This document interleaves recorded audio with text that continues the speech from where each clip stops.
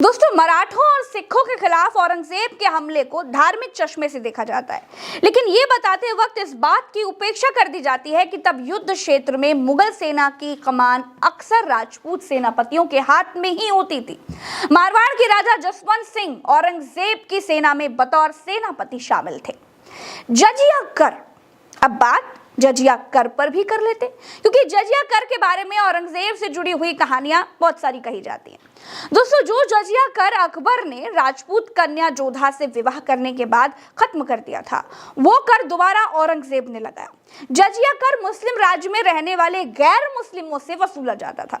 औरंगजेब के अत्याचार की कहानी बताते हुए पूरे जजिया कर के बारे में कभी नहीं बताया गया, क्योंकि यहाँ उच्च वर्ग को इस कर से छूट थी।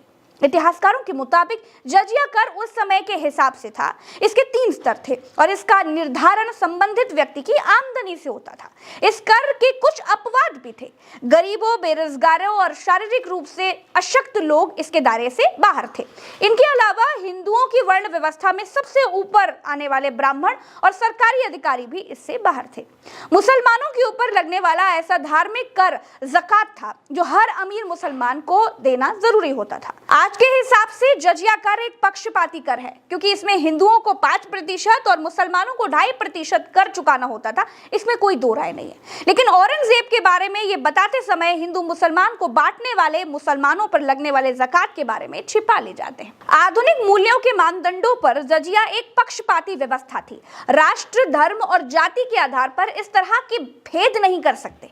इसीलिए जब हम 17वीं शताब्दी की व्यवस्था को आधुनिक राष्ट्रों के पैमानों पर इसे देखते हैं तो ये अराजक व्यवस्था लग सकती है। लेकिन औरंगजेब के समय ऐसा नहीं था। उस दौर में उसके दूसरे उदाहरण भी मिलते हैं, जैसे मराठों ने दक्षिण के एक बड़े हिस्से में मुगलों को बेदखल कर दिया था।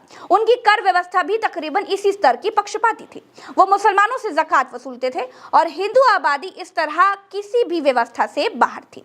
जैसे आज भारत हिंदू मुसलमान सबका है, लेकिन यह पक्षपाती ही है कि हिंदू धर्मगुरु भारत को हिंदू राष्ट्र बनाने की बात खुले मंचों से कहते हैं। इस पर सरकारें कुछ नहीं बोलती, लेकिन अगर कोई मुसलमान भारत को मुस्लिम कंट्री बनाने की बात कह दे तो क्या होगा वो मुझे बताने की जरूरत भी नहीं है।